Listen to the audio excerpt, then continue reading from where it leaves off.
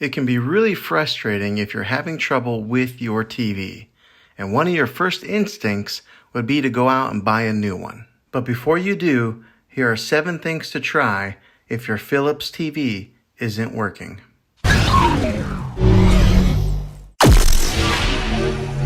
The first one is to trace the cable and make sure that your TV is actually plugged in. The second one, it might be an obvious one, but that's to make sure that the TV is turned on. But try powering it on with the button on the TV itself and not the button on the remote control.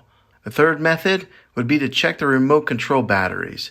Maybe switch them out for a fresh set of new ones and then try turning it on that way. The fourth method is to make sure that your TV is on the right input or HDMI source. Number 5 is to check and make sure that the outlet is actually working.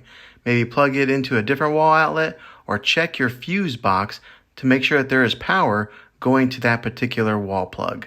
The sixth method, and this is providing that your TV does power on, is try updating the software or the firmware on your TV. The last method is to unplug the TV from the wall outlet for 60 seconds and then plug it back in.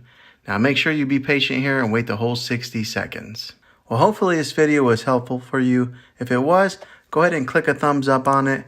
Go ahead and subscribe to my channel. I make tech videos all the time, and I would love to have you back in the next one. Take care.